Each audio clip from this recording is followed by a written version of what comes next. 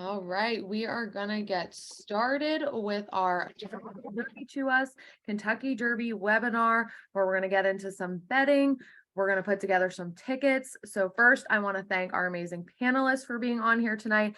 We have the track announcer, Chris Griffin. We have racing analyst Ashley Mailloux and Bet Parks content creator Patrick Malloy. So thank you guys so much for being on here. We're excited to do this tonight. Happy to be a part of it. Yeah. So any of our attendees that are logged in watching tonight, you can ask questions. Everything that you need to know for tonight is going to be in your Wager Warrior packet that we emailed out on Monday. So everything that we talk about, you can reference that. We put some video links in there, betting terms, where to bet, how to bet. So everything that we're going to be talking about is right in your packet for reference. And you can also visit penhorseracing.com for any of the information. But if you do have a question, you can comment any questions in our Q&A section. We will get to them as we can. And you can also click raise your hand and we'll try to unmute you and get to your questions as we can. So to get started, I'm going to pass it to Patrick, who's going to tell us where to place bets. Hi, everybody. How we doing? Let's talk about the two ways to place bets at the horse track. The first one, obviously, is at the track at one of Pennsylvania's 6 racetracks, sports books, or simulcast facilities. In your deck, you're going to find a list of these locations. The second one is through any online wagering app. Remember, tonight, tomorrow, get those accounts set up and ahead of time, because it can take up to 24 hours to set up your online wagering account. The informational deck, you'll find the links to Pennsylvania's online wagering platforms and everything you need to set up your account.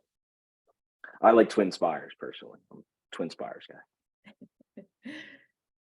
Now, to go along with tonight, we're going to need to learn some racing terms. So I'm going to hand it over to Ashley, who's going to talk a little bit about the terms. Yeah, I think Patrick and Chris, we both know this from experience over the years. As you're new to horse racing, the language is one of the first barriers. Just there's a lot of terminology when it comes to betting, to equipment. When we discuss maybe workouts and training, there's just a lot, and it can be a lot to digest, and it can be hard. So because horse racing has its own language, feel free to ask questions if you don't understand something. We're happy to help. I feel like over the years, I've learned things as I've gone on. So it's not like you're expected to know it right off the get-go. So we're a resource, but if you also have any other additional questions, there is the glossary that you can, use as a reference. Yep. So feel free to visit penhorseracing.com for any terms that we'll talk about. Now, the big thing we're doing tonight is picking horses. So Chris, tell us how we pick our horses. Well, there's various ways that we're going to pick the horses, and there's really no wrong answer. I think I want to echo what Ashley was saying, and thank you very much, everybody that's here and joining us. Happy to be here with everybody. Very familiar surroundings, actually. So hopefully we're comfortable and ready to pick some winners. But the thing is that there is no right or wrong. You are joining us, especially if you are a beginner, a newbie, somebody that has never been to the track before, on possibly the biggest day of the year that you're ever going to find. So yes, it's going to be everything going on. You're going to have your friends, you're going to have family around, you're going to be enjoying the day.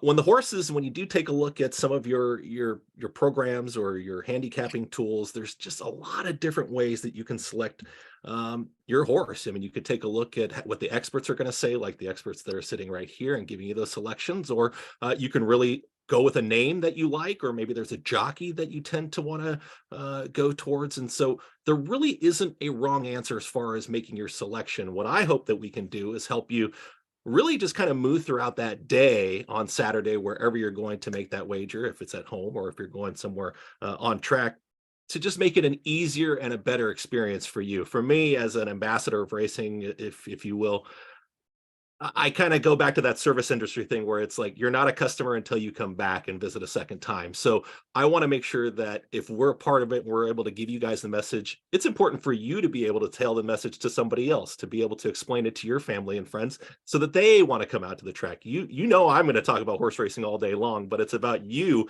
being able to give that same type of knowledge. So hopefully we can do that tonight. I think the way that I take a look, I look at class, I look at speed, I look at the different ratings, I look at the different tools. The tough part about this day, and the 2 days actually that we're going to talk about, they're all good horses. So when they're all good, it's very hard to really pare things down. So we're going to do our best to do that and hopefully find a few winners. I'm glad Ashley is here because she's a rock star as far as the handicapping. So once I saw that, I was like, Maniac and I are good. We can talk about some of the other things. It's going to be really nice out, have a mint julep or a soda or whatever it is for your day. But Ashley's got all the winners, not to put any pressure on anybody. That's Let's way too much go. pressure, but thanks, Chris. Appreciate it. Now we're talking about the tools. So anyone that's watching tonight, you can visit penhorseracing.com. We offer free past performances. So once a week, we offer a thoroughbred track at penhorseracing.com. Just click Wager Warriors. And also our harness tracks, Pocono, Harrah's, and the Meadows offer free programs every live racing day. So you can check that out on our website. Now, we talked about how to pick a horse, but there's also all kinds of different bets we can make. So Chris is going to walk us through some of these bets that you might want to make on Kentucky Derby Day. Yeah. So, I mean, when you take a look at wagers and you know where to place the wagers and what we talked about, again, I talk about the experience, right? We've all been there. I've been there. You're standing in line. You say, to your friends again, let's go down and let's make a wager. Let's make a bet on this race that's coming up. So what type of bet are you going to make? You've always heard win, place, show. That's the terminology that's fairly basic. People that are new to the track, that's what we're going to have you do. That's what we would like to push you to do because it seems like the simplest way to make a wager for you to understand what's going to happen in that race. So that would be called a straight bet. A straight bet, like a win, place, show bet, would be that type. If you place a win bet, we're all in. We think that this horse is going to win that race. That's exactly what we're thinking. This horse is going to finish in first. If I make a place bet, I think that the horse is going to finish second or higher. If I make a show bet, I think the horse is going to finish third or higher. So your payouts are going to go down. Much longer explanation for that. But those straight bets, win, place, show, keep it simple. That's what I would suggest to start off the day. Now, if you want to put together some combinations, you start putting some horses in exactas, which is the top 2 finishers, a trifecta, which is the top 3 finishers, or a superfecta, which is the top 4 finishers. Obviously, your cost goes up, your bet amount goes up when you start playing different combinations, but your payout can go up as well because you're picking some of those different combos. So again, it's a lot. You can do those vertical wagers like that, or you can take a look at some of the horizontal wagers when you take a look at your pick 3s, your multi-race exotics, I guess is what we're calling them, but your daily doubles, your pick 3s, your pick 4s, pick 5s, and pick 6s. There's a lot of different options for you. So if you're a novice bettor, take a look at those win, place, shows. We're going to give you some selections in here. Maybe they look good in that win, place, show spot. And then we get into some of those exotics. If you want to start to combine, maybe we put together a superfecta, but there really is no right or wrong answer, but you're going to look at straight bets, your single race exotic bets, and then also your multi-race exotics. And again, I believe in your packets that you guys have all the information on a little bit more of a description on what those are. Yeah, that was a good description of everything. Now for our panelists, when you're betting Kentucky Derby Day or the Kentucky Oaks, what are the wagers that you guys prefer to place? Ashley, you can kick it off. Yeah, I'll kick it off. I think it really depends. And I've changed over the years. When I was new to horse racing, I mean like a little girl, I got an allowance every race and I really liked exactas. And I still like exactas if I think horses are offering value, meaning that what they're going to return, I think it's worth my money, right? If I were to cash, right? So I always still play exactas on the Derby because usually when I look for a Derby horse, I'm not picking the favorite. I'm looking for a price horse and looking for the horse that I think can either win or can be second. So I do like the exactas. Chris was talking though, there's also just trying to find the winner is hard enough sometimes, right? Or so the win, place, and show bets are great. There's been upsets over the years. But with those upsets, there's also been huge exactas. So I would say my go-to in the Derby is always an exacta, but I do play trifectas. I stay away from supers. I'm not a huge super bettor in that field just because if you're looking at the Kentucky Derby, we all know there's 20 horses. So to pick the top 4 is really tough. But as we'll talk a little bit kind of, later as we go through this, there's also multi-race where you can try to pick the winner of consecutive races. And I think there's a lot of people doing that on the big day. So the money that kind of the risk for reward can be pretty high and enticing. So I think, we'll all have tickets that we think are pretty affordable for that sort of day. And we can kind of discuss that a little bit later. Yeah. Patrick, what's your favorite wager? I'm one of those guys. I like to swing for the fences. So I do like the exotics. I like the multi-sequence bets. I like the pick 3 leading up to the Derby, pick 4 leading up to the Derby. And my favorite bet of all the double. Nothing I like better than a double. If I really like a horse, maybe I want to catch a horse on a price, ahead of that horse, or maybe, if I single a horse, then I want to take a price and shot on maybe a couple long shots to complete that double on the back end. So I really like the double, which is kind of like a parlay, which is another one of my fortes is the sports betting. So that's kind of the best way to kind of explain what that is, a multi-sequence bet is kind of like a parlay. And I go for the double all day long. Chris, what about you?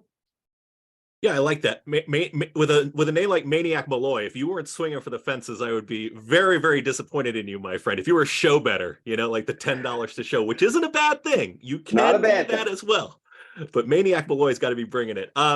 I'm not going to go show bet. I do like to bet things straight. Usually if I'm looking at exactas and trifectas, some of those types of things, I'm going to key a horse. And again, these are really deep discussions as far as keying a horse that you really like in a sequence. But if you have an opinion, how am I going to make sure that opinion pays off in as many ways as possible? That's really where I'm at. I think you're going to see that reflected in some of my selections, because what you'll often hear is chalk or the favorite or a heavy favorite. And I don't think we're going to see that too much on Saturday, but it's possible that maybe some of those races do end up that way. Possibly Cody's Wish, and we'll talk about that a little bit. But, when I make that opinion and I have a strong opinion, the toughest part is sticking to that opinion and that plan. That's the other thing, that if you're going to handicap the night before and you want to go in, you're going to have to stick to that plan and make sure you stick with it, because how many times have we gotten to that 10th race that we like that sequence, but there were 9 races prior to that where we were, taking a shot here and there and we were throwing some money at it. And now my bank rolls down a little bit. So if you have that strong opinion, maybe in some of the sequences that we like, then that's the way that I would approach it. And then if you got a few extra bucks like Maniac Malloy, he's just rolling in dough nonstop, then you can play some of those early sequences and try to cash before you get there. So I like to look at the sequence that I like. I take a look at the pick threes. I do like the pick fours. I think the pick three is a little bit forgotten in some of these types of on big days like this, because there's a lot of focus on pick fives. There's a lot of focuses on pick fours. And I know we've shown some payouts. Yes, they can be life-changing scores. I mean, you can make a ton of money with the right combination of 4 winners, basically. So I'll take a look at some of those multi-legs. I'll look at a win bet, probably play an exacta underneath. I'm not a big boxing the exacta guy. I really am not. And when I say boxing, it just means that I'm playing both options, right? So if I like the 1, and then I think the 2 is going to finish second, I'm going to play that straight. Boxing, it means, well, what if the 2 beats the 1? Then I want to make sure I'm covering myself.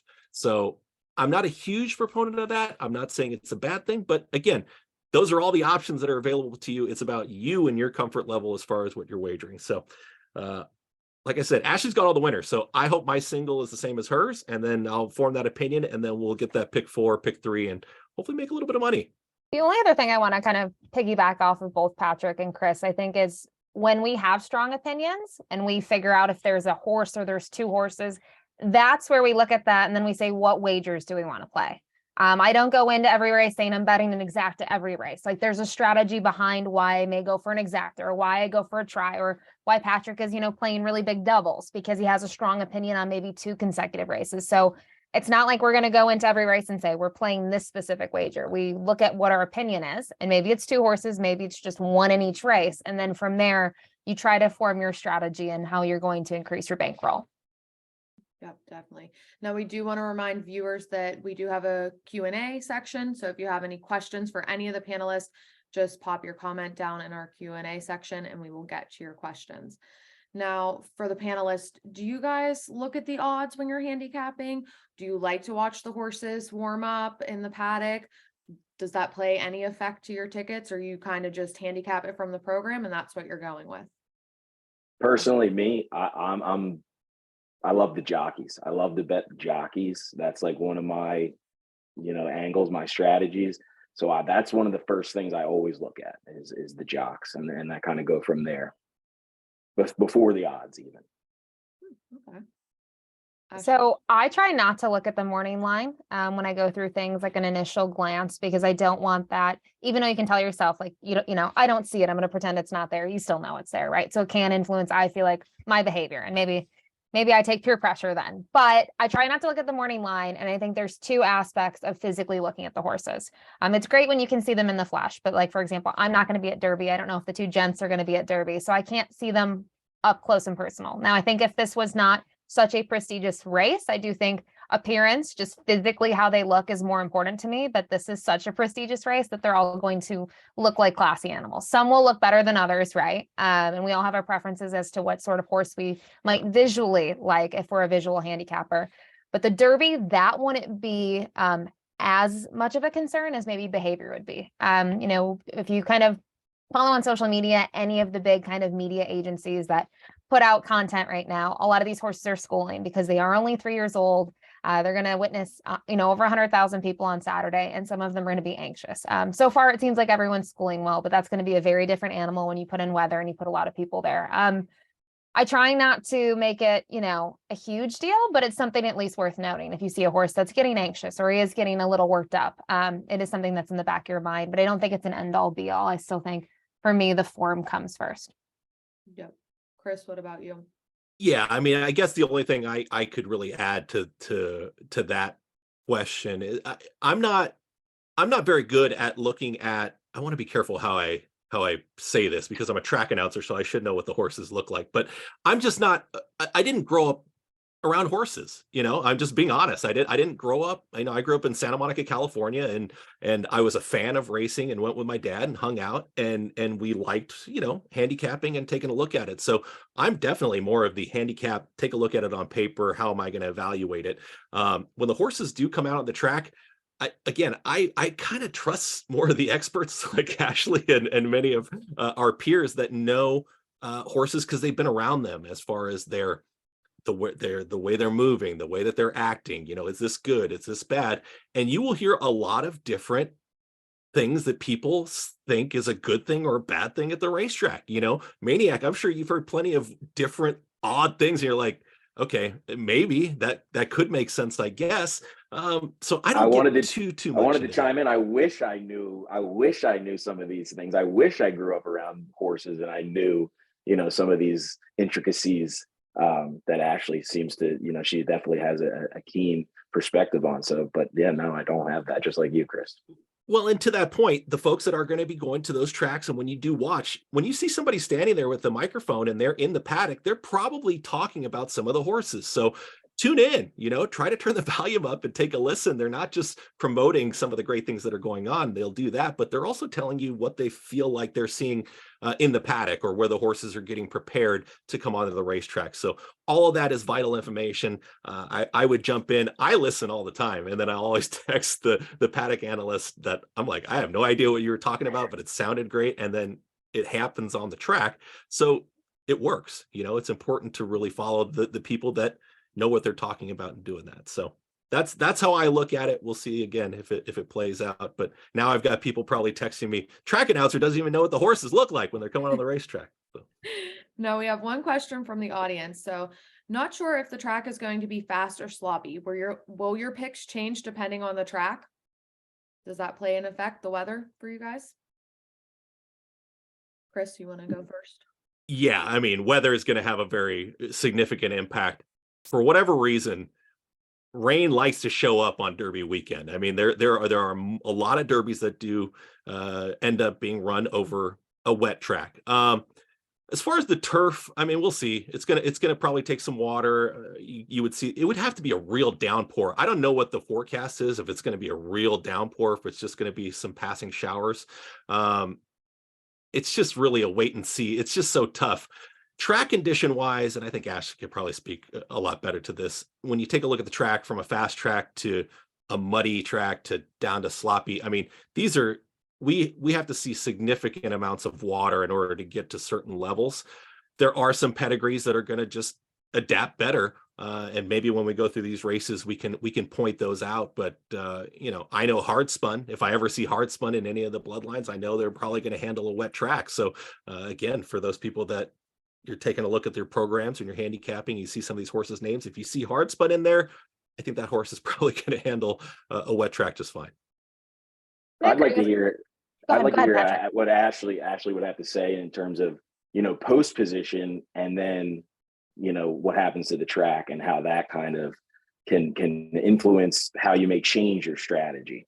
Well, I don't know if I have like a mathematical model that like compounds those two things, because obviously the track condition is its own sort of like living organism, right? The track is always changing. And that's something too to consider on Derby day, depending when the rain hits, right? Because if it hits early and you have wind and you have a little bit of sunshine and warm enough weather, it can dry out, but it can play very drastically from race to race, which luckily you have plenty of races ahead to allow that to happen if it rains early. If it rains right before, it would take a lot of rain and heavy rain to really deteriorate the track condition from, say, a fast track to even a muddy track. And Patrick brings up the whole post thing, which we'll talk about. Post has always been discussed, right? It's the hot topic of, that's why when people ask me who my Derby horse is 2 weeks ago, I don't have an answer, because a lot does come down to post. And, I'm a stats person, so I know what some of the numbers are. When you're 0 for 43 out of a post position, not saying a superhero can't win from there and a great racehorse, but the other thing I wanted to bring up about the pace, and I know you're talking the Derby, even when you look at the distance of going a mile and a quarter, this is not a slowly run race, especially in those opening halves, right? Even though some of these horses, the furthest they've gone is 1 mile and 3/16. And there's pace in here. There's pace every year. You never know how quick they're really going to go because of the strategy and because there's 20 horses in there. The one thing I will say is, I'm sure a lot of handicappers have done it since Churchill just opened a few days ago. If you're watching the dirt races, the front end has not been a bad place to be at Churchill. I've watched, maybe half the races that they've run so far, and most of them, at least the ones I've wagered on, they've been front end fashion, right? Where horses that were forwardly placed early on, they've run well. That's not to say that if it rains, that's the same situation. When we're talking about like life-changing scores or big scores, if we go back to Mind That Bird's year, it was a sloppy track and he came from dead last. So it's not saying that closers can't do it. It's the Derby. It's such a unpredictable, beast to get through, which makes it so exciting for us as handicappers because it's its own little challenge. But I definitely think in terms of the turf and the dirt races, what most people will do is if they're expecting rain, you'll start to look if anyone has really good form on a wet track. There are just some horses, as Chris mentioned, whether it's pedigree or experience, they do move over the surface better. So I don't know if it would completely sway my decision to exclude a horse, but I would say it's more likely that it may talk me on a horse. Like it's kind of my golden rule. Chris could tell me he does not like a horse and that's not going to change my mind. But if I was on the fence and Chris gave me or Patrick gave me a little insight, I'm more willing to add a horse. I will never delete one. So, and if I can add something as I'm taking a look at the packet that I do believe everybody's got, when it says how to read a program, FT is going to mean a fast track. So that's telling you that's a fast track. That's going to show you how that horse ran over a fast track. I'm not sure how it's written in some of the other publications and different programs, and maybe Donnell, you can speak to that, but sloppy or muddy, you're going to see most likely an MY or what is it, an S? Is it SLY or is it Yep, is it SLY. SLY? So if you see that, that means that horse has already run over and off track. So if you see that in the running lines, take a look at it. If the horse has done well, then that should point you to this horse is going to handle that surface just fine. So from a handicapping standpoint, so you have a little bit of past performance is something to actually take a look at and reference. That's going to help you too. So that how to read a program section, it will have that on there as far as what the track was that day that they ran in the past. And if they ran over a sloppy track, two fills or something like that comes to mind, it could work out. So. All right, now our next question, Equibase class rating. Can you elaborate on that as well as pace? Thank you. Which one of you wants that one? I mean, So I'll just throw it out there because we all have our own little tools and recipes of how we pick winners or how we think we're going to pick a winner, right? So all of these different providers of past performances, whether it's Equibase, DRF, Brisnet, you name them, they all have their own speed numbers, that there is some formula or algorithm that goes behind it. And there's all these different variables that are taken into account to create that number. I don't really use Equibase, their pace numbers or their, you can actually, if you go on Equibase and you search any horse's name, you can see their kind of their Equibase speed fig. I don't use those because I use daily racing form, right? So their big number that they kind of, that's their main thing is the Beyer speed figure. And there's the same sort of different, recipe to get to that number. And in general, the better the number, the higher the number, that tells you a lot, right? The higher the Beyer, the better. There's a lot of things that can go, and that can vary from track to track. Where a horse races at track A, it has a 75, and then it goes to track B, and there's just so much such stuff that goes into it. So a lot of people also use things called the thoroughgraphs, which is a very different sort of tool that has a number. They're all a little different. I suggest that if you decide like you want to use Equibase or DRF, each sort of provider does have at least a general explanation of what goes into it specifically for their tool. So I definitely would say, you can check any of their websites out and try to get more information that way, but they're all just a little different. And what I like might be something that Chris and Patrick, they don't like. They don't think it's useful, and vice versa. Now this one, we kind of had two questions similar. Does post position play much of a role in a horse's chances to win? Does any post position seem to be the best? So I guess take Derby Day, you have 20 horses. What are your thoughts on post positions? So you can each answer this. Yeah, I can jump in here. So as a track announcer, we're looking at all the stalls, right? And we're looking at the horses going into the gate, and post position, of course, is going to matter. Churchill Downs had made some changes to the starting gate. So the rail was always an absolute no-go. Ever since they made that adjustment to where they just widened it basically and added that one main gate, they've given themselves more room so that horse in the one hole doesn't have to basically make that quick right-hand turn to kind of get around the rail to get into the stretch for the first time. It does seem like, and think about it, if you're running and you look to the right, it's a little bit easier for me to look to the left and kind of look to my inside. That's what those outside horses, they're going to be able to basically break from the gate and see what's going on, and then the jockeys can position themselves. Yeah, if you're down the inside and all these horses are kind of coming down on you because they want to get close to the rail and save some ground, it could be significant. And it depends on the style of the horse. If you're a closer and you're going to go all the way to the back and I'm in the 2 spot, that's perfect, because I'm just going to let them all go and hope they fly early. And then I'm going to try and circle and run by the field in the late stages. So post position definitely plays a significance. We can jump into that a little bit because I think that does factor in a touch when we get into some of that Derby talk later on. But yeah, post position absolutely matters. What was the other question? Sorry. Does any post position seem to be best? So is there like a post position, like harness racing? There is, but we've seen the outside draws go well. I mean, I don't know. I would say probably. I don't know. Maybe Ashley or Maniac has more of an opinion. Well, what's the one post that's never won, Ashley? Believe it's 17, if I'm not mistaken. I think that's the one that I mentioned. I think the number I saw recently, because everyone's got their Derby facts. I believe it's 0 for 43 is the stat that I saw, which you have to remember, back in the day, the Derby's an old race, but there wasn't always 20 horses in the Derby. So that's why you don't see, a huge sample. I mean, 43 is enough to make you wonder, but we've seen Rich Strike win from the outside. We've seen horses more towards the inside of the starting gate, and Chris kind of, hit the nail on the head with, it also depends on your running style. If you have speed and you're on the outside, you have to, and you're really fast, you got to try to get over in safe position. If you got to hope no one else is going, because that's going to hurt your chances. Or there's the argument, if you're on the rail with no speed, is everyone just going to cut in front of you and you're going to be, maybe you're kind of a mid-pack horse and now you find yourself towards the back in the Derby. So a lot of it comes down to strategy as well. And I love that Chris pointed out the starting gate. It used to be the 2 starting gates, the auxiliary gate that was attached to it. So horses that I think somewhere around the 14 post or somewhere close to that is where there was a little bit more room because there was an attachment on the gate. Where now it's one long gate, which is something that I think happened in 2020 that they had changed. So there's a lot that kind of goes into it, and maybe those stats, they're still relevant, but maybe it's a little different since the gate has changed itself. And something to also make you guys feel really close to the action as well. The connections, the jockeys, they're having these same discussions as far as post position and what their strategy is going to be.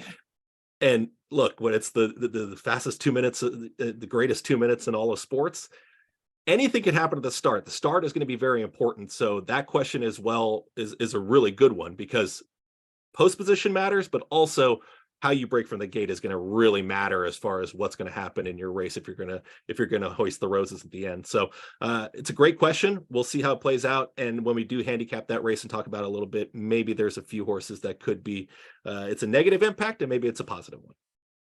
All right, we're gonna do one more question and then we're gonna head to our Kentucky Oaks. So the next question is, do you prefer closers or speed on a sloppy track? So if the track's sloppy, what do you prefer? Patrick, do you want to kick this one off? Give me the closer.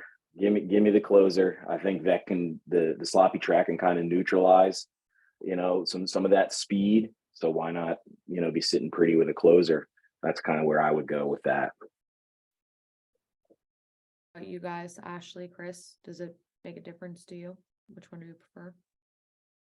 So I would say I don't know if I'd want a deep closer. I mean, we talked to mention Mind That Bird. I mean, it's the coolest. If you ever watch the aerial view, it's one of the coolest things you can watch on YouTube. I swear it still gives me chills.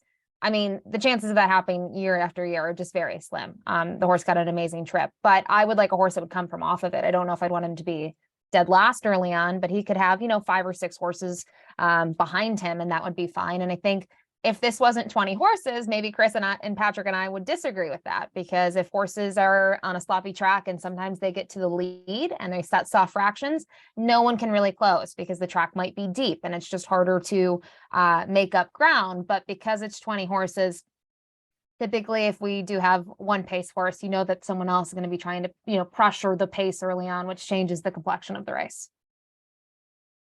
I tend to side more with stalkers, mid-pack type runners that are just sitting off the pace in general.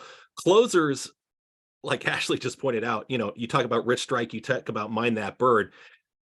Incredible runs and incredible to watch, but there's also a lot of things that need to fall in place for you to be able to get that trip and be able to get up at the wire.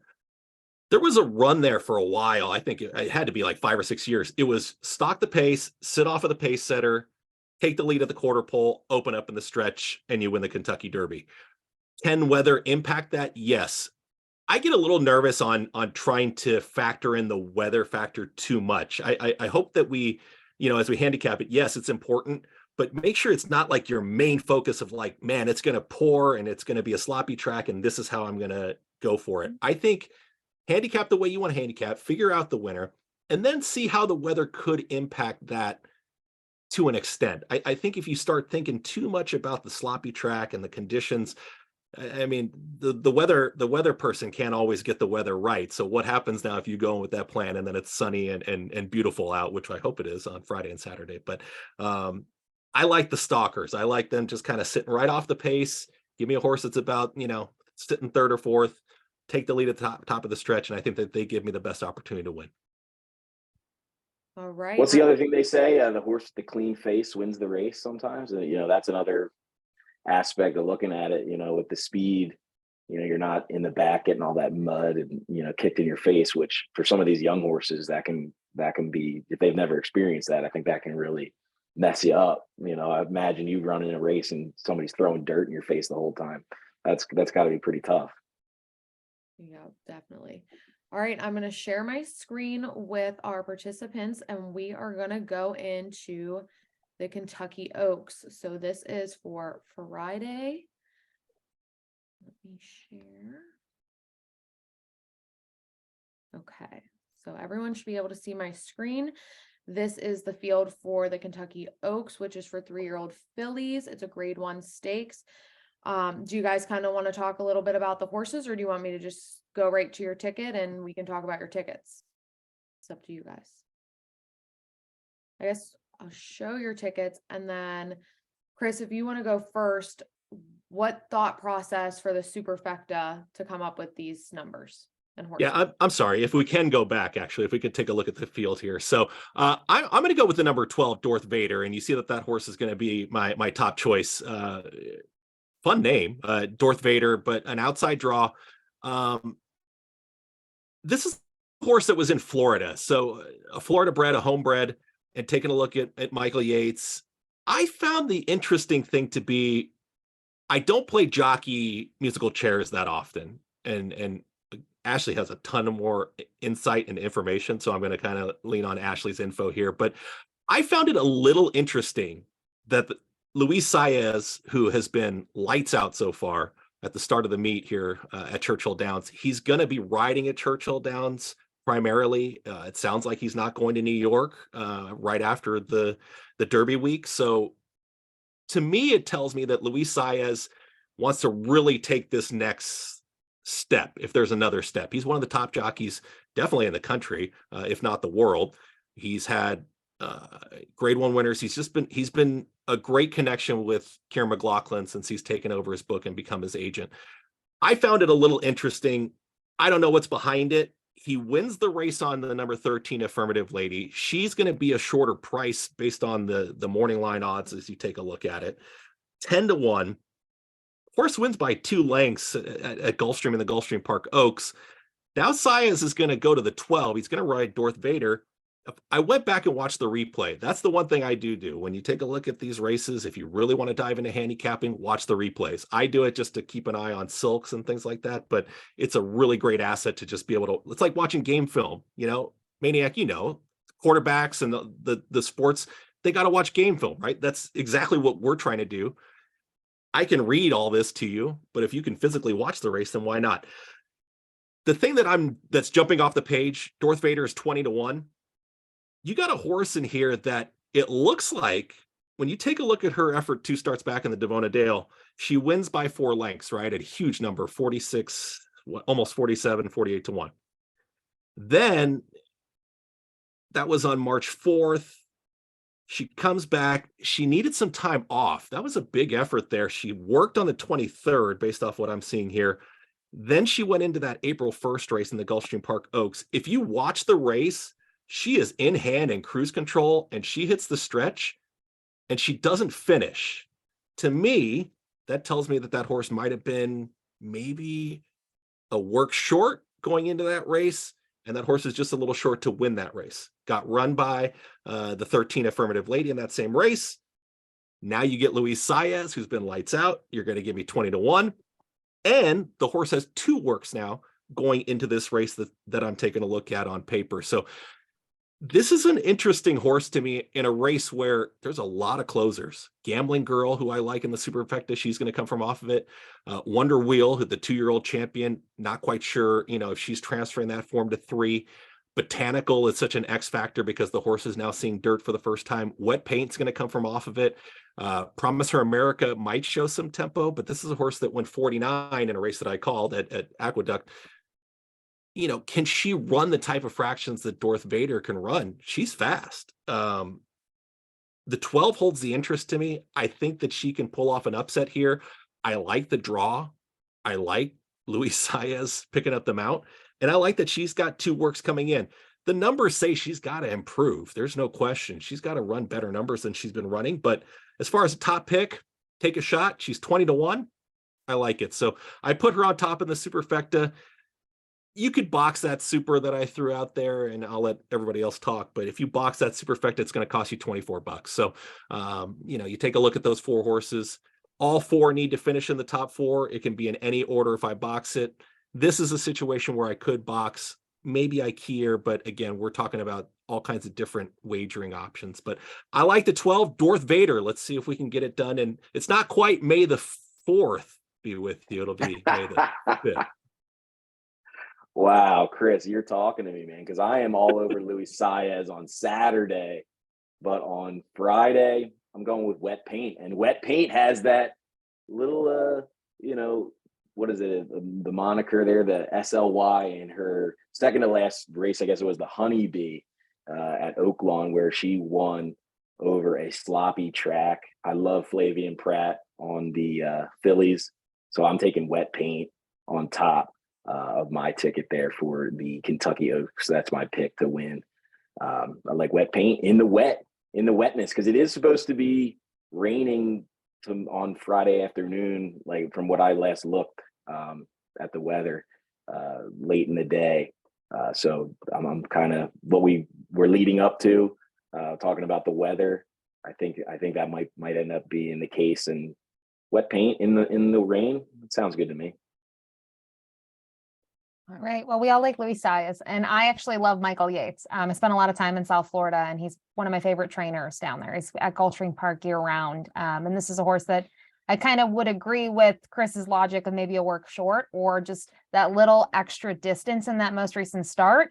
She tired a little bit, so I think that would be a tightener for this race, just getting that second time going past that mile distance. And a lot of Michael Yates's horses happen to be Cajun Breezes, which are typically sprinters. So he doesn't necessarily get horses like this one who can stretch around 2 turns. And this is not a Cajun Breeze. This is a Gervin, but I could see her, being a little short last time. And she did have a monster effort before that was much better than her other efforts. And she was facing prior to that in several of her starts, she was facing a lot of Florida breds. So she really got tested for class 2 back.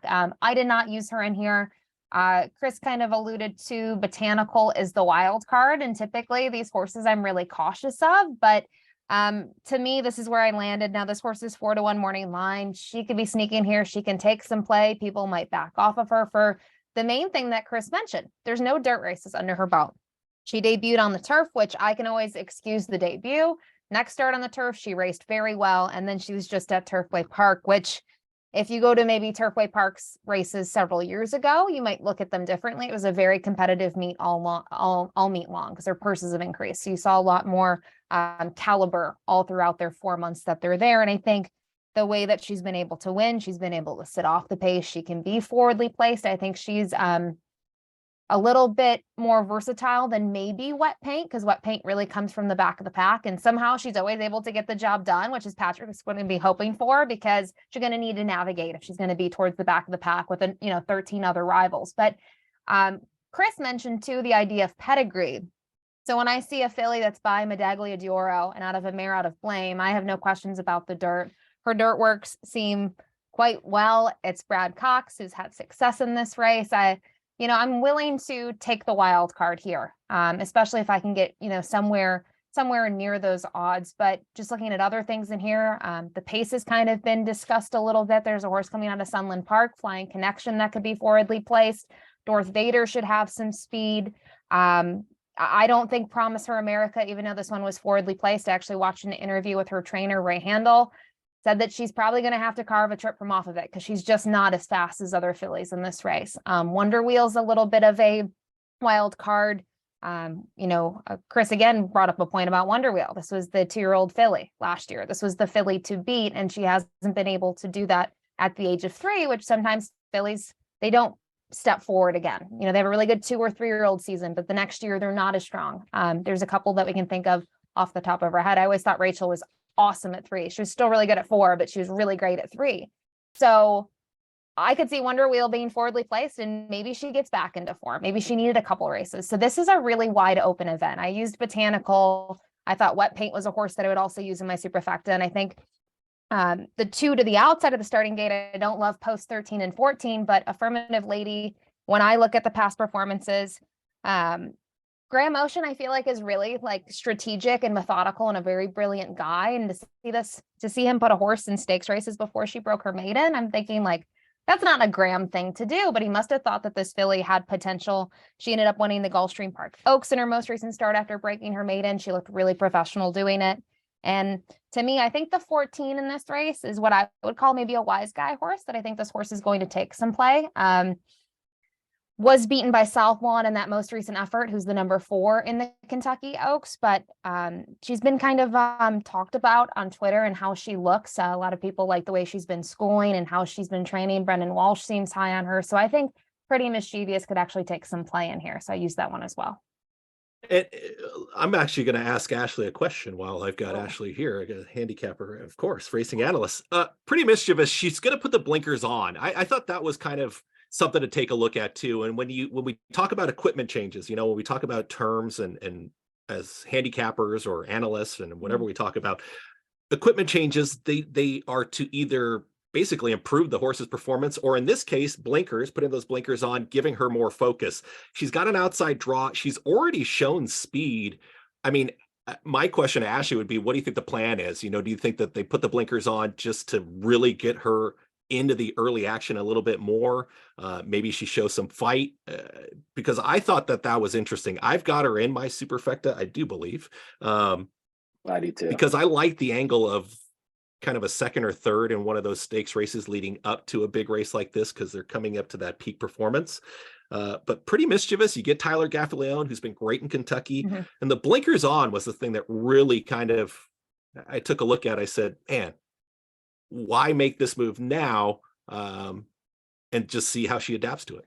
Well, I think it's a big thing to bring up. Why make this move now? Because a lot of times on the big stage, which this is for the 3-year-old fillies, you don't change things. You make those decisions maybe a race or two ago if you're going to make them and try to make things work. And you hit the nail on the head once again. There's mainly two reasons you would usually use blinkers. It's either a focus thing where horses kind of, sometimes they hit the front end and they're like, oh, because they're herd animals, right? That's what they are. They're herd animals. So they're not usually out there by themselves just doing their own thing. So sometimes they get to the front and they can see everything towards their sides and they just get a little lost, or they aren't as competitive. And when another horse comes up to them, right, is when they start to make their move. But if they can't see as much, that does kind of gear a horse to be a little bit more forward.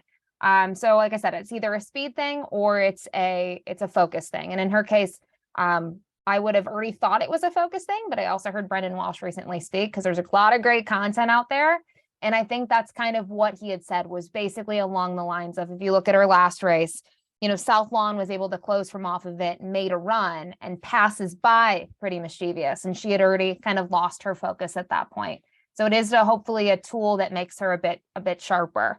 And they really haven't needed that in the past. And you look at some of her races that she's won, because I think she was getting the lead a little bit later in those races and just had plenty left. And I think this was a situation where that most recent effort, South Lawn, just really accelerated and she couldn't catch up at that time because she didn't have that focus. So that's a great point. Blinkers on is something that I think we probably all look at, and you try to figure out what the reason is behind it. It's a nice race. I just think it's a good race. It's a good competitive race because you don't have that real big superstar standout yet. I think they're going to continue to improve. So I'm looking forward to it. And hopefully Darth Vader gets home. I think 20-1. Come on. Track announcers giving out the 20-1 shot. And Maniac, what did you go? 5-2. A little chalky there. Yes. A little bit of chalk there. But we both got the Pretty Mischievous there in the two spots. So I like Tyler Gaffalione. But if we're able to look at the superfecta, for me, that superfecta, again, if you want to box that, it's $24. You take a look at the 12, 14, 3, and 7. I added Gambling Girl in there. I liked her race. I called her race that was at Aqueduct in the Gazelle.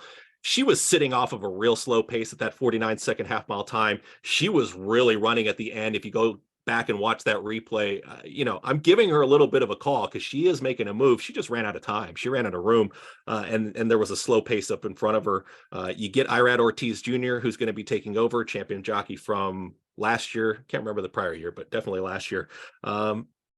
For Rapoli Stable, who's looking to have a very big weekend in Louisville. So it's a horse that I think can sneak into some of your exotics and should be a big number. 15-1 was actually a lot of respect, I thought, on the morning line for taking a look at the 3 Gambling Girl. And then Wet Paint, her form's just been so good, it's hard to leave her off. I see that that's pretty much the 14 and the 7 of the common ones that we do have on all 3 of our tickets. So yeah, you could box that for 24. You can play some exactas if you want to, play some trifectas, but that's my pick, Darth Vader, and we'll see what happens in those exotics underneath. But the 7 can win, the 6 can win. It's a wide open race. We're going to see which one of you can make us money this weekend is what we're going to see. The 20-1 shot, of course. You'd be sitting pretty going into Saturday if that comes through. Let's go. Exactly.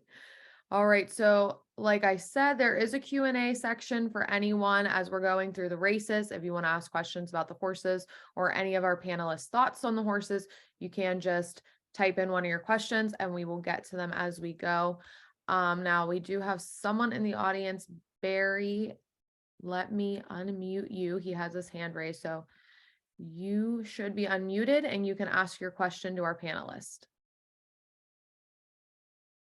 Barry, you can unmute yourself and you can ask your question since your hand was raised. Ashley, Hello, Hello. Hello. how are you? Good, how are Why do you? like, yeah, why do you like a trifecta? I mean, exacta. Well, it depends on the race. I've had a lot of luck in the Derby over the years with getting price horses. I've Okay. also had upsets where I'll be honest, I did cash the Mind That Bird exacta, but I didn't box those horses in a try, and I would have had the try, which for $1 paid $20,000. I like the exacta in races where I really like a price horse. Now I know Chris mentioned he doesn't like boxing, and I don't necessarily either, because if you have a strong opinion, you really think a horse can either run first or second, I will put them in that spot, and I can decide if there's multiple horses that I want to put over or under them. A lot of it comes up in the moment. So for example, in the Oaks, the pool is going to be big. So I will be looking at what these kind of potential payouts are, the probables would be for the exact, and make my decision from there. Sometimes I'll give you an example of a race today at Churchill that I really liked a horse, and I started looking at the field and I thought it was between two horses. And I looked at the odds on the two horses, and I was like, well, I could take all the money that I'm going to put in this exacta, right, and put it to win on the horse. Or if I really feel strongly about two horses, which I did in this case, I could take that same amount of money and play the exacta, and the return would be bigger. And that's exactly what ended up happening. I had the exacta, and for the same amount of money that I was willing to bet, the payout was better. Yes, Yeah. I had to have the other horse, but a lot of it is just trying to figure out, what I think it's going to pay and where the better value is. Well, you don't have to worry about the trifecta because that's one more horse you have to bet. Right. And the exacta gives you, I think, more bang for your buck. It does. And there's different ways that people, kind of attack exactas, whether they are Right. just boxing two horses and they're doing it multiple times, or they're doing multiple horses. I mean, that's what I used to do when I was a kid. And then now I've gotten older and was like, well, if I really only like two, those are the two that I should focus on. So there's a lot of strategy that goes into it. Yeah, I've also have hit nice exactas in the thousands. Yep.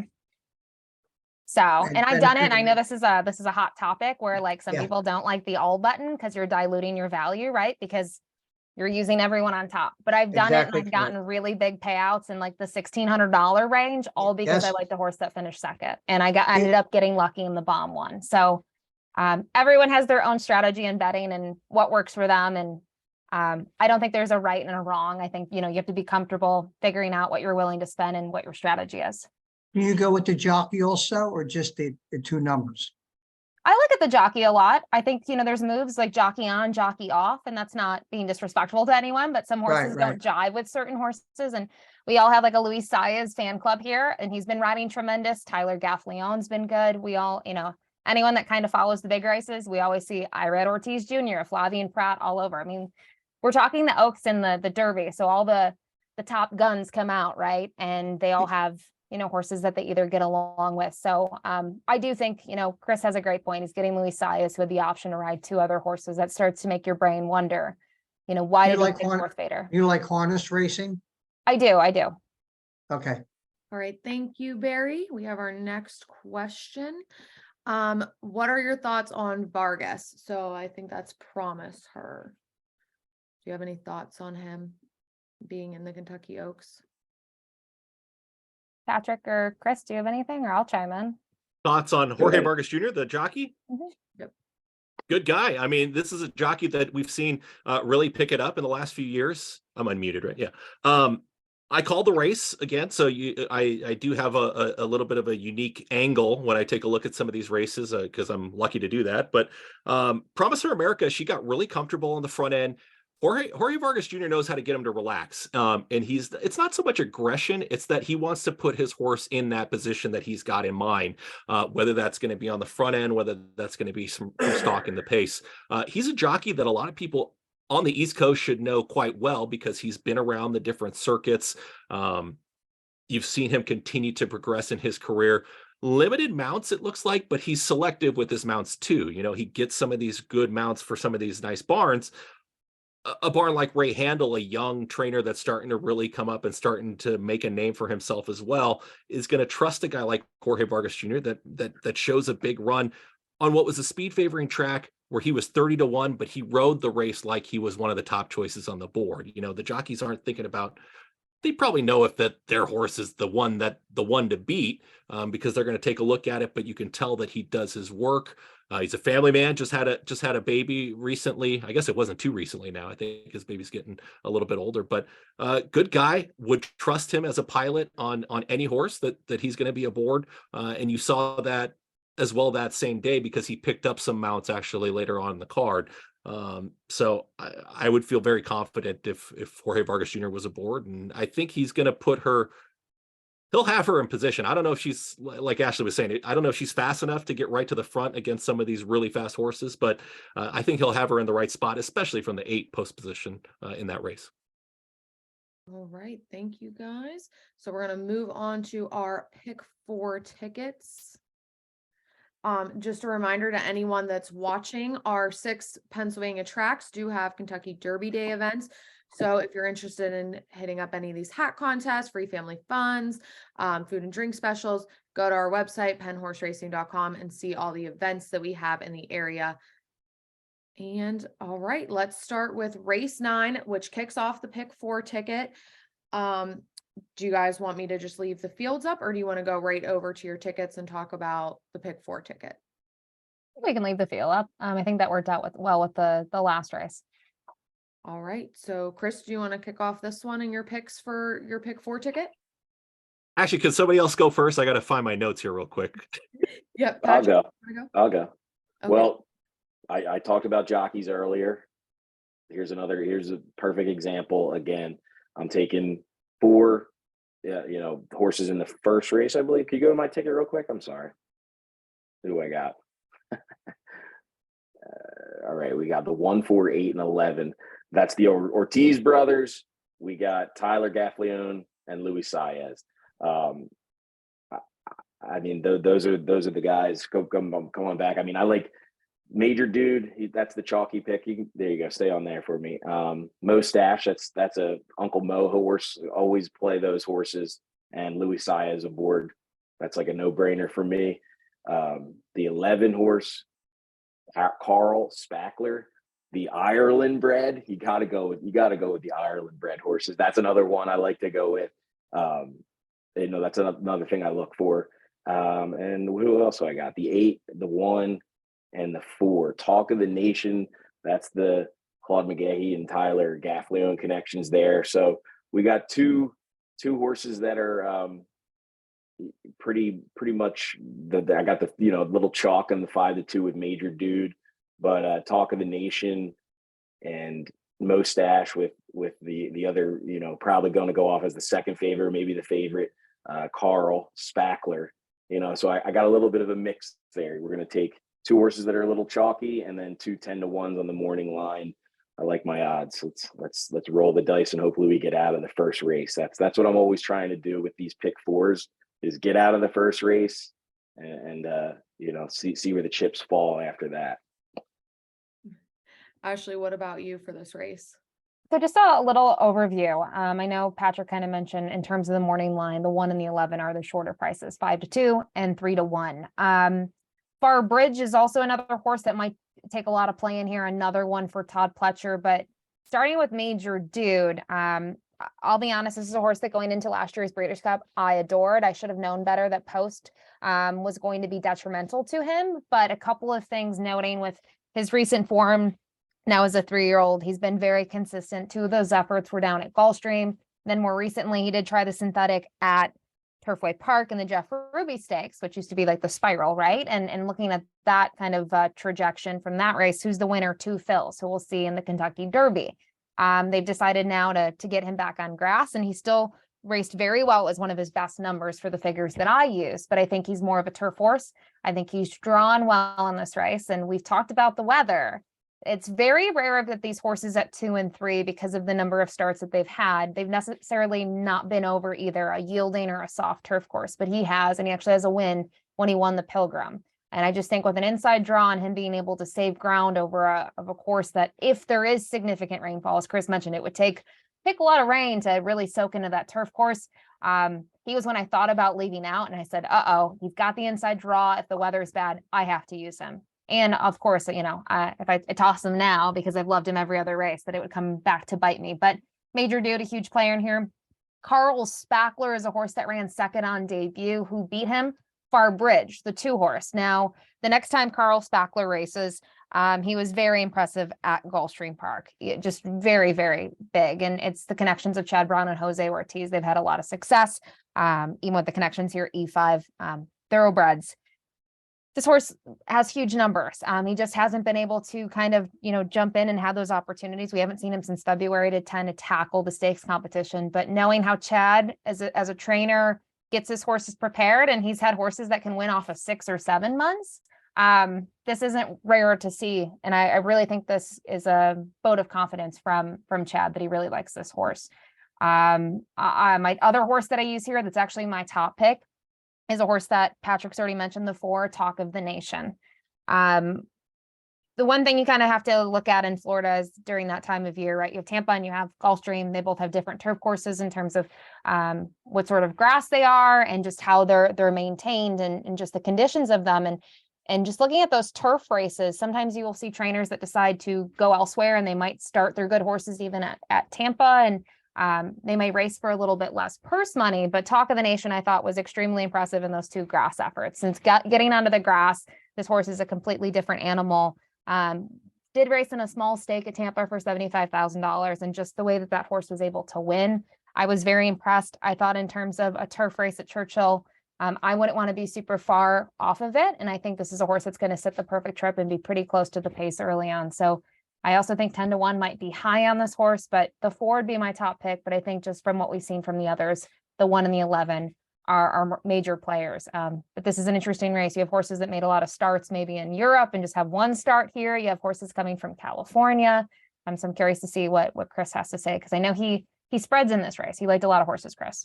Yeah, and it's not so much even that, let me get out of this first leg, because it's a fair point. You're getting involved in a wager. You want to get through that first leg of your pick 4 or your parlay, as my man Maniac was talking about. A turf race like this, there's a lot of good turf horses in it. Somebody asked that question earlier about the odds, and if we take a look at it, and if that's going to play into your selections. If you believe the talk on social media, if any of you are out there on social media, Talk of the Nation is not going to be 10-1. So this is a horse you need to take a look at, is probably going to be around that 5-1, 6-1 range, because there's a lot of people saying this is the value in the race. When you hear a lot of people saying that, the price is going to come down because a lot more people are getting involved. So I think that the 10-1 will probably come down. As far as how far that's going to come down, I don't know. The other thing I want to point out is some of the horses you're going to see in these turf races, you're going to hear this a lot as well on the broadcasts and from analysts. This horse was on the Derby trail. There's a lot of horses that show some quality when they become 3-year-olds and start running in these races where, look, if you're an owner and the connections, you want to run the Kentucky Derby. Maybe the horse just doesn't stack up quite to the Kentucky Derby type horses. So now we're going to go to the other plan, which is going to be run on the turf. The one major dude fits that profile, right? So this horse has been running against seemingly some of the top 3-year-olds and even the 2-year-olds of his division. A lot of people like Two Phils. He was a beaten favorite against Two Phils.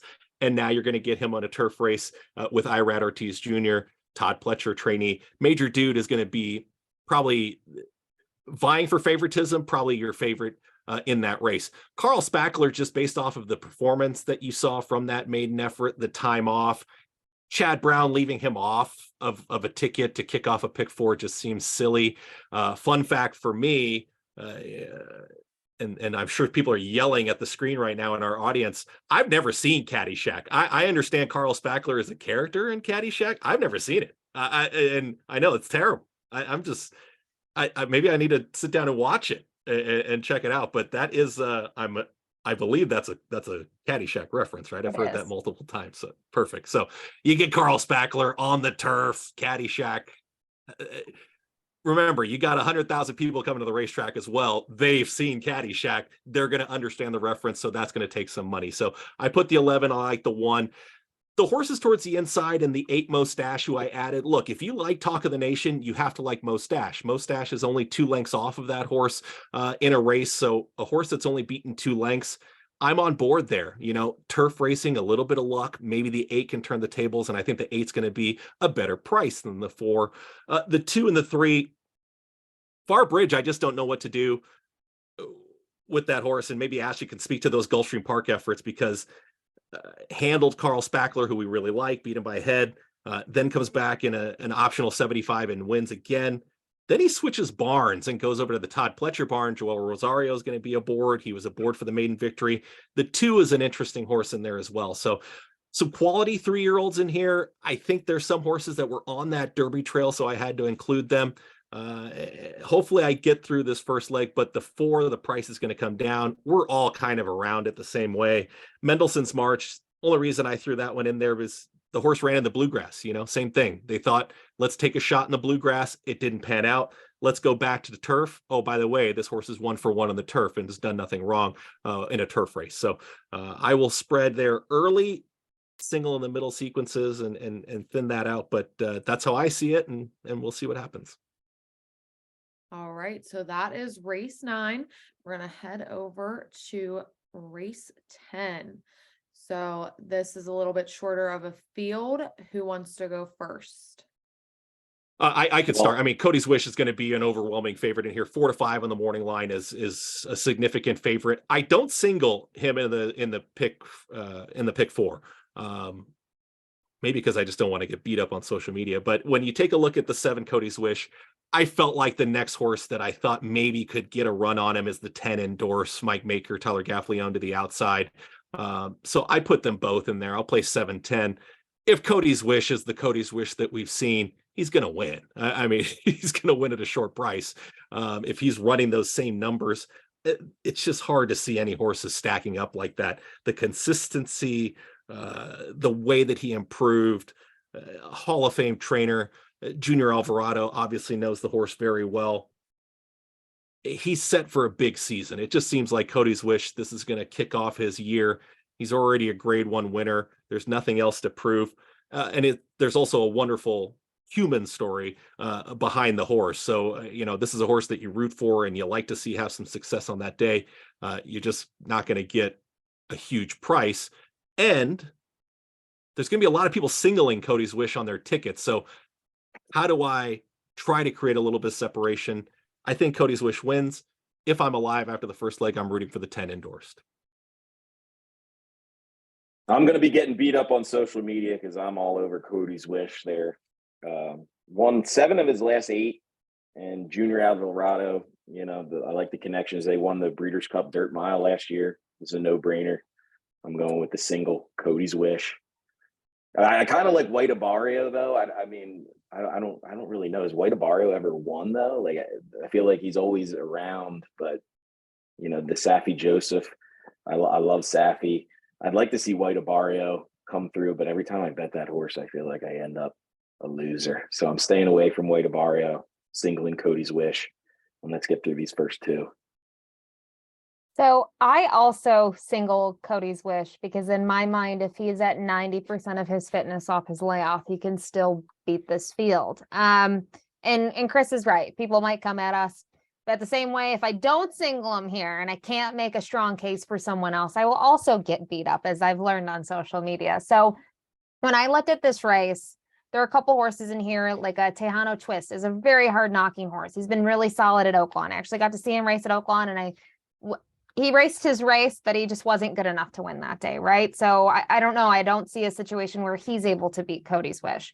CZ Rocket, if you give me CZ Rocket 2 years ago, I loved that horse. He's still very consistent. Patrick mentioned White Abarrio, who his best races have arguably been at Gulfstream Park, but he's been able to take his show on the road elsewhere. He raced really well in the cigar mile.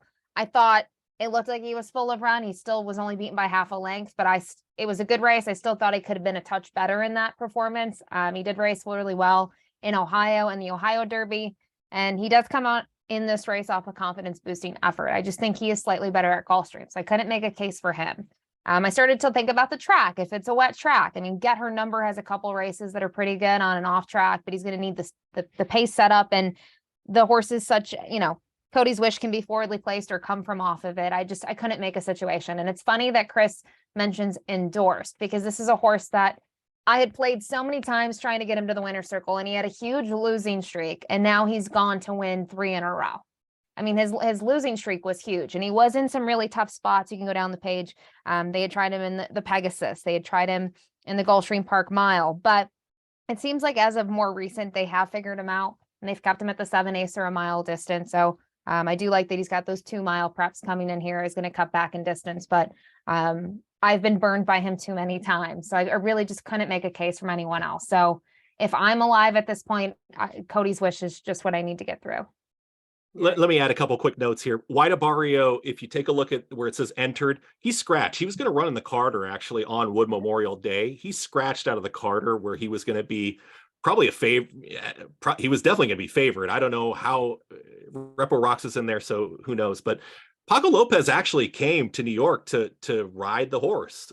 He's going to be aboard there on the 1. The horse scratched. He was in New York.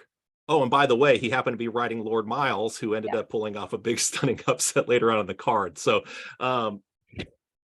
keep that, in your mind. The horse was entered, yes, but also scratched before the Carter. So just needed a little bit more time. They picked this spot. I think they were looking at a couple different spots. So maybe they're just trying to see where he fits. And that kind of speaks to Maniac's point as well, as like when you're thinking about, has he won? It's wondering that signature win, because he has won. But what's that like big race where I cashed on him and I can remember that in my mind? And I think that does come into play. The only knock that I'll say on Cody's Wish, I don't know if this is his best distance. 7 furlongs looks like he's been it 3 times. He's won and he's had 2/3. A mile seems like that's his domination. As you said, at 90%, he's good. Clean trip. He's going to win. But so it's tough because Chris and I can see it. I could play devil's advocate and say 2 of his races at 7/8 were really early in his career. So what do you do with that? Is he different now? But I agree with what Chris says. I do think he is true a miler. But then I wonder, they're going for 7/8. Is that because we haven't seen him in a while and a fitness thing? Do they not think he's ready to go off a mile? So I could see that both ways. I'm willing to, just for fun, play devil's advocate. That's what we're here to do. It's parimutuel wagering. I told you guys she had all the winners. So I'm just trying to make a case why I added another horse. That's okay. I you know what? If anyone's going to burn me, it's going to be endorsed again. Because if I play him, he doesn't win and vice versa. Let's go 10. All right, let's move on to race 11 so that we can get to the Derby and race 12. Here's another G1, the 3rd leg. So if we're making it through, what do you guys think for this leg? I think I'm loaded up the most here. I'm just, hopefully I get through these first 2 races and I got half the field almost here in race 11. Again, Ortiz brothers, Luis Saez. My top pick is going to be Spooky Channel. But basically I'm loaded up. So hopefully I still have a chance, and I feel pretty confident with the 3 horses I got in the Derby. So I kind of like my ticket, the 3rd leg. Maybe you do combine those horses with the 3 for the double. We're coming back around to the doubles, and see what happens. We got, I like Spooky Channel though. Spooky Channel is my top pick. But I'm spreading for race 11 for sure. Now, Ashley and Chris, you guys are single. Well, no, Chris, you're singled. So let's go ahead and talk about why you singled the 5. Up to the mark. I'm going to single here because I think that I'm going to be able to single a horse that's not going to be an overwhelming favorite.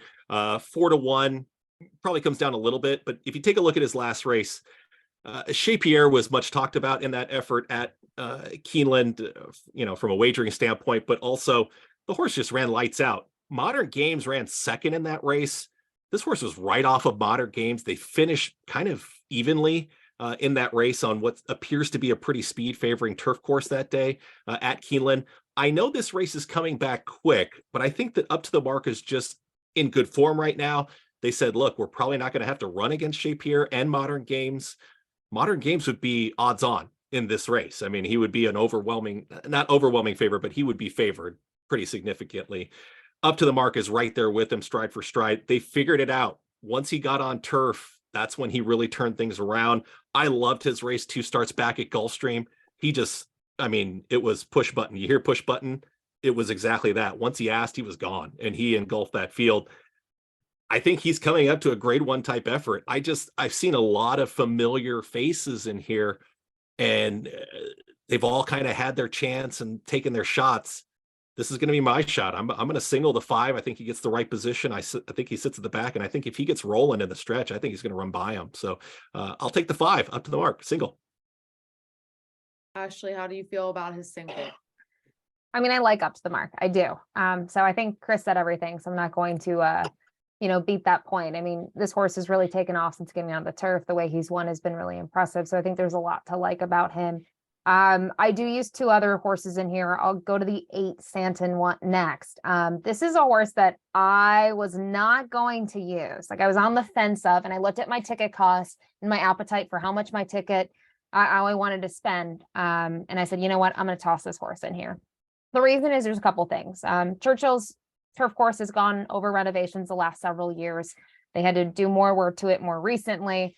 This horse is though 2 for 2 on the Churchill turf course.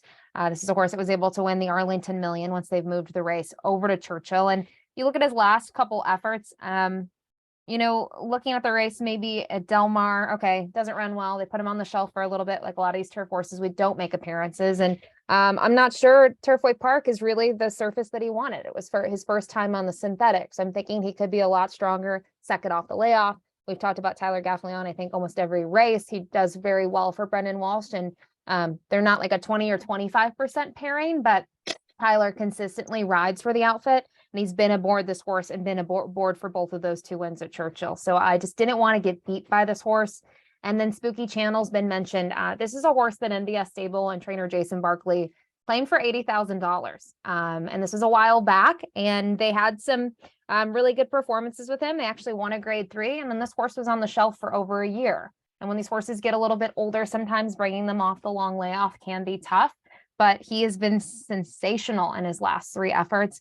I was on hand when he won the grade 2 back in late March, and I thought he did it really nicely. And they've tried him at 1.5 miles. He's been successful, also at 1.8 miles. And I personally think he's a little bit sharper at 1.8 miles.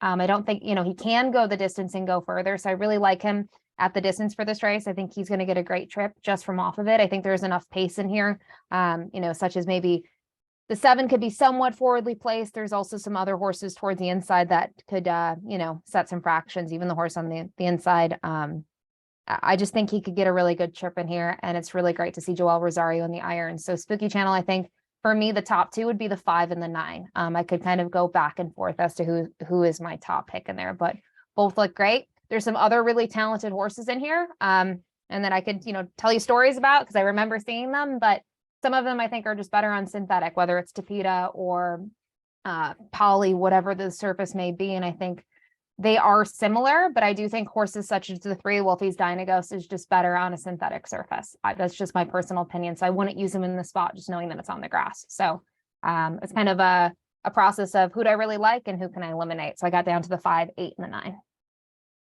All right, perfect. So we are going to get into the good part that we've all been waiting for, the Kentucky Derby field.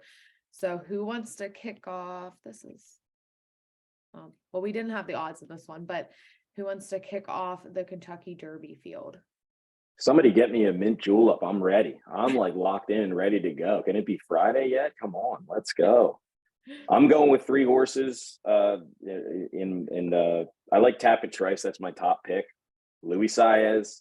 That's my favorite guy right now. He's doing wonderful things at Churchill Downs. I'm rolling with Tapit Trice to pull the upset over Forte. And I also like Angel of Empire. So if one of those 2 comes in, my pick 4 will be looking pretty good, I think. And Donnell, can you go over just to our selections? Because these are not the right post positions. So we'll just focus on this. Yeah, here's the selections because that is not the correct post positions. There you go. But yeah, there you go. I like Tapit Trice. That's my top pick. Louis Saez. I said it, a million times already. Betting jockeys.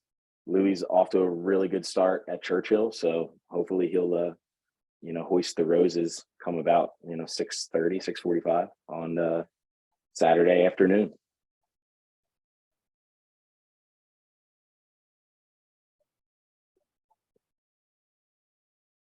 Chris, why don't you go since I have the most horses? Oh, I didn't hear anybody. I wasn't sure if anybody was talking. No, I'm waiting. You go. Maniac Malloy, chalk, Maniac I'm Malloy. a chalk man. Where's Call me where's the chalky. shades on? Where's the blinkers on for you right now? Like, what's going on here? What you give us? What did you give us? You gave us A lot of 5-1, 8-1, and top three choices. That's the guy. That's the guy we need right there. That's the long shot better. Now we're talking. All right. Taking a look at my selections and taking a look at who I like in here. So this is the way that I would add these runners on my ticket. This isn't exactly the order that I'm picking these horses in this race. My top pick is going to be Kingsbarns.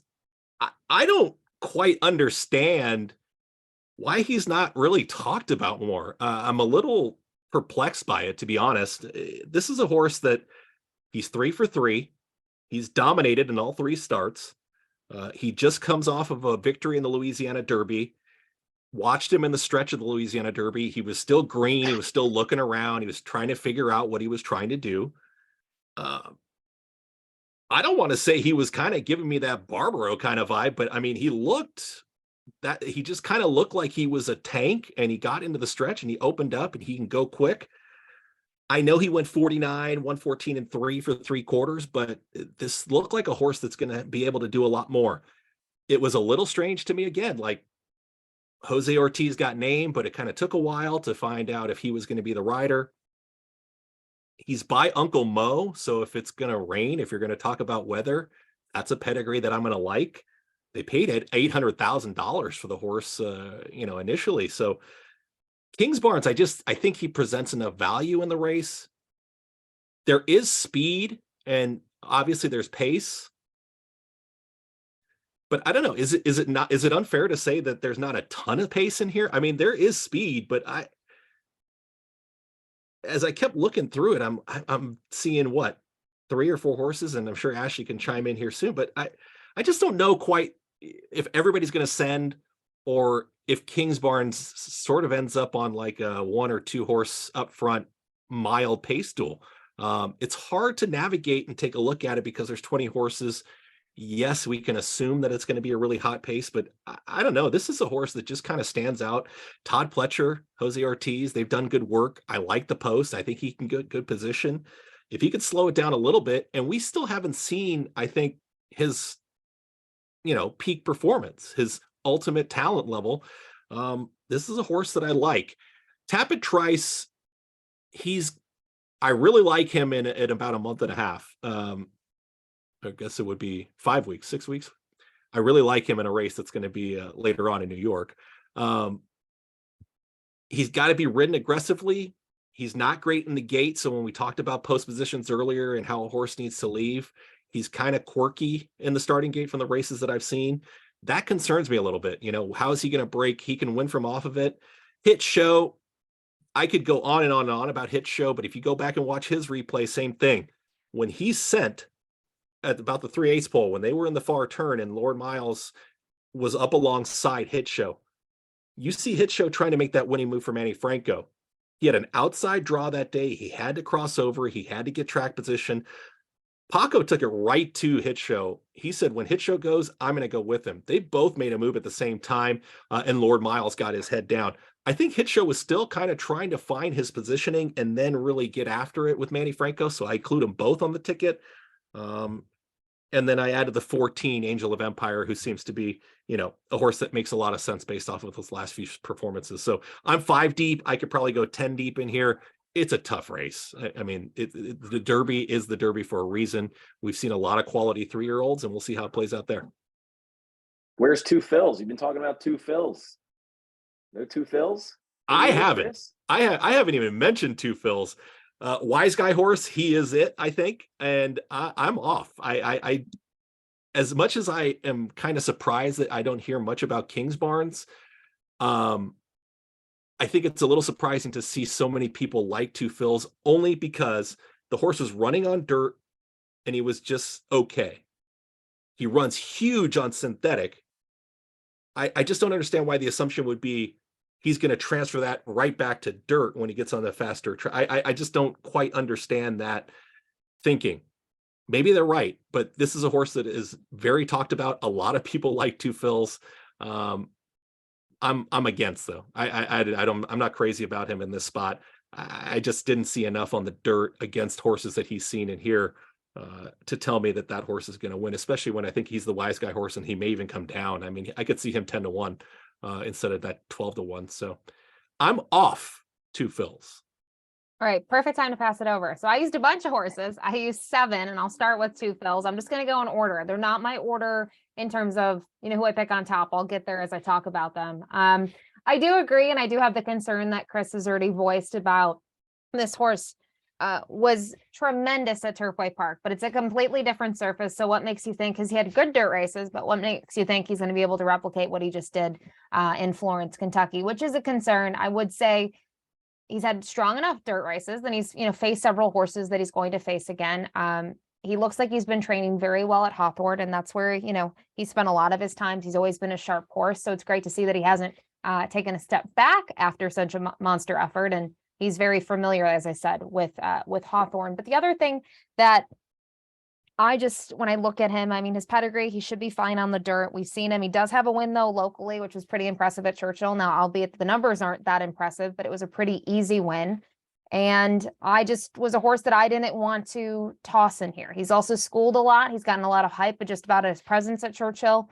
And you can do what you want with that, right? That's all subjective if that's what, if you're going to jump on that bandwagon for that reason. But he's a horse that I used. Confidence Game, I've also used in this ticket, which he was just like ranted and raved about after the Rebel. Everyone loved him, the way that he was able to carve a trip because he was more forwardly placed in his other 2 races. And the way he won it was very impressive, and it was over a sloppy track. But it's not a typical thing to see a horse race on February 25th and not make one more appearance at least until the Derby. So that's been the big kind of talk in terms of, we talk about all these statistics on post position or horses not making starts as 2-year-olds. That's always been a big thing, right? If a horse doesn't make an appearance as a 2-year-old, it's not really usual that we see them win the Derby. This has been one too, right? With that angle. I just think he looks fantastic. He's probably, to me, physically one of the best looking horses in the race. I thought what he was able to do was tremendous last time out, and I think he can take a step forward. I'm curious, though. I'm trying to figure out what, James Graham will do in terms of a trip. I think he's versatile. He can be pretty close to the pace. I don't think he'll be on the front or anything like that, but I think he'll be very close to the pace setters in here. So I used him, the 5 Tappet Trice. I see why we all, have talked about him. I know Chris is looking forward to him going really long because that's just the sort of horse. He looks like he could run for days. 1.5 miles should be right within his wheelhouse, but he's lightly raced and he has just been tremendous. He's been really fun to watch. I think Tampa Bay Derby, he raced really well, but I was even more impressed with his bluegrass, which is something that I want to see in a 3-year-old that's developing, because it's all, there's one thing to say, you're looking for the horses that have the good recent form, but we're trying to figure out who's going to have the best form on Derby day. And sometimes that's an upset. And I just think he's a horse that I'll use. He has been a little bit green. He's reminded me of other Mandy Pope horses and Todd Pletcher horses kind of on the trail where he's still figuring it out. So it makes you wonder, if he's able to take a step forward, is that enough? Kings Barnes, Chris already gave his salute. This is the horse that he really likes. I think Kings Barnes, the big hot debate right now, is he a true speed horse? That's the thing that I've seen everywhere. And I'm sure Chris can chime in on this. I've seen this all over Twitter because of the Louisiana Derby, which traditionally wasn't always run at 1 mile and 3/16. It used to be at a shorter distance, and he was able to get to the front and set fractions that were well within his wheelhouse. And no one really pressured him in there. But I like that he was able to, stretch out in each of his starts. He has been pretty close to the pace in those mile and 40-yard events. I think he can be tactical. I don't think we've seen, how fast he can really go, but I don't know if I would designate him as a true speed horse, where I think it'll be interesting to see what the horse to his outside, Reincarnate, does, a California horse that's been close to the pace.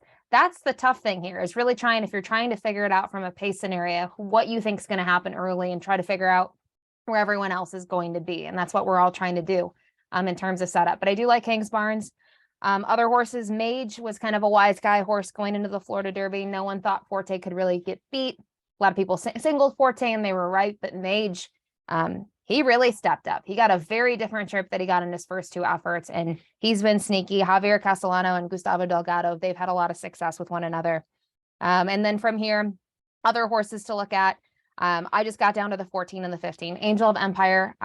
Not because we're talking about Pennsylvania breds, but is a Pennsylvania bred who actually ends up being my top pick in terms of trip. This is a horse that I think will get a really good position kind of mid-pack early on and be able to make that late move. Has been very impressive in those last two. Flavien Prat's actually had limited experience in the Derby, but has done fairly well. In terms of winning the Derby, he has won it, but it wasn't in the traditional sense. And so I think these connections are really hungry for a Derby win. And then there's Forte. A lot of people I've seen, they talk about, well, this is the 2-year-old, champ. He's been so impressive in all of his races. Why are you hopping off of him in the Derby? And he can still win it. But I think we're all thinking about the price here. And we're trying to see if he can get beat and what he'll do. You can see a lot of his races, New York, Keeneland, and Gulfstream. So he's never been over to Churchill, but the connections are red hot. And I was just going to look at the comments, and a couple of us can chime in real quick if we have a minute or two. There's been a lot of talk about Skinner in his races. Danielle, do you want us to go on to that? Yeah, if you could talk about Skinner, and then we've had a lot of questions about the Japan horses. Sure. Skinner, I think, is a horse that is getting better with each of his starts, and he really did race well in the Santa Anita Derby. The one thing I would say, if you start to look, there are 2 Japan horses here that are in the main body of the field. But if Mandarin Hero were to be drawn in, I think he's intriguing coming out of that Santa Anita Derby and the way that he raced.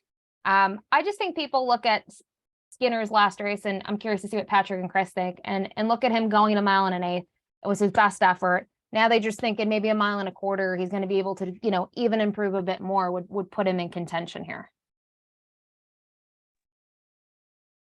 Yeah, I watched his race and I watched his replay at a big number, something like that for the exotics. Yeah, I could see Skinner get in there.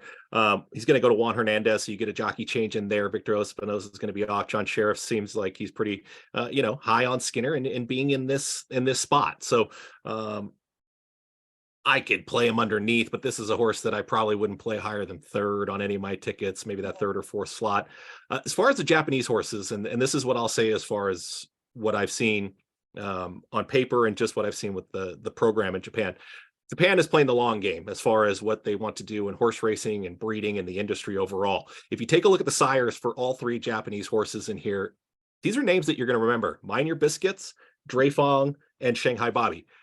All 3 of those horses, if I say those 3 horses to you and you've been watching racing, I'm thinking sprinters. I think sprint speed. I think short.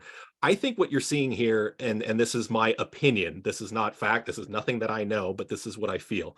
I feel like the Japanese horses and the Japanese trainers and the breeding program, I think they've got these speed sires where they're trying to get the speed into some of these horses on the main track because they do want to win one of these Triple Crown races at some point. It could be this year. But I think you're going to start to see as the breeding continues to grow. Now you're going to start seeing some of these colts that have run in the Derby. Now they're going to become studs and whatnot. And I think that's where you're going to start to see more of that distance influence start to come in after the speed has been bred into some of these runners. I just think they're playing the long game. I think the fact that you're seeing a lot of sprinter type sires on top, that means that these horses are showing talent, they're showing ability, maybe not quite at these classic distances yet, but I do think it's going to be something that we could see as they continue to progress and as you start to see different sires and start to see different names and start to see a bit more of that 2-turn classic distance type thing. So for me, it's not this year. I do think it's within, a few years. And I think that you're just going to see some of these horses really get bred for these types of races. I think they're close, but I don't think it's going to be on Saturday. And I think just one other comment, going outside of the Derby and just looking at, all these big races, whether it's Breeders' Cup, Derby, in general, Japan is playing the long game, and they've been working on this for years, and the success is starting to pay off. We've seen that at the Breeders' Cup. We saw that at Maidan. They're having some really big performances. Maybe not their 3-year-old colts, but their mares have raced well. And we did see the performance in the UAE Derby where these horses finished 1st and 3rd. They've put a lot of money and time and effort into their program. And if you look 10 years ago versus now, what they've been able to do, they're getting a lot more attention and respect because they've done a lot of big things so far. All right, we're going to show off the pick 4 tickets. So this is the last leg, and then we are going to send all these tickets out to our attendees. So you can check out Ashley's, Patrick, and Chris's tickets. We're going to send everything out. We want to thank everyone for attending tonight and tuning in. And a special thank you to our panelists. You guys were great. So hopefully everyone took away a little knowledge, puts those Kentucky Derby tickets in, and we hope everyone has a great Saturday and a good Kentucky Derby. So thank you guys so much for joining us. We're so happy we did this. So thank you guys. Let's root them in. Yeah, Go thanks Sixers. everyone, Good. and All best right. of luck this weekend.